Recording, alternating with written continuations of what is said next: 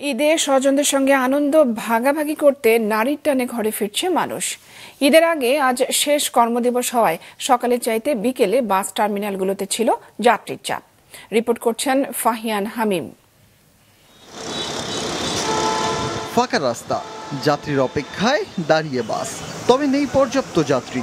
কিছু কিছু বাস আবার সিট খালি রেখে ছুটছে গন্তব্যে। এটি ছিল ঈদের আগে শেষ কর্মদিবসের সকালে ঢাকা ময়মনসিংহ মহাসড়কের চিত্র। সকাল 5টা থেকে আইছি, এই পর্যন্ত কোনো গাড়ি 20 জন যাত্রী পাইছি না।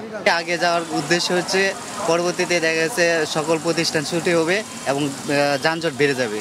তবে বেলা বাড়ার সাথে সাথে বাড়তে থাকে যাত্রীর চাপ। ভিড় জমে ঢাকা ময়মনসিংহ ও ঢাকা টাঙ্গাইল দুই মহাসড়কের সবচেয়ে ব্যস্ততম এলাকা চান্দনা চৌরাস্তা ও চন্দ্রা স্টেশনে। আজকে তো অনেকটা জ্যাম কমই আছে, তাই জন্য একদম ক্লিয়ার, যানজট নাই। মনে করেন আমরা সুন্দরভাবে যাওয়া আসা করতেছি, কোনো সমস্যা হচ্ছে না। বরাবরের মতো এবারও যাত্রীদের কাছ থেকে আদায় করা হচ্ছে অতিরিক্ত ভাড়া। টিকেটে লেখা আছে 200 টাকা, নিচ্ছে 230 টাকা। টাকা বেশি নিব, গাড়ি পাইবো না, এগুলো তো আমরা হইতাছ না। এমনি টিকেটে কোনো ভাড়া বেশি নিতে আসি না, 10-20 টাকা বোনাস।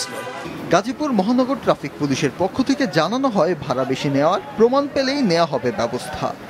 ভাড়া বেশি নেয় তার মধ্যে আমরা অবশ্যই ফাইনের ব্যবস্থা রাখবো, তাদেরকে আইনের আওতায় আনার ব্যবস্থা করব।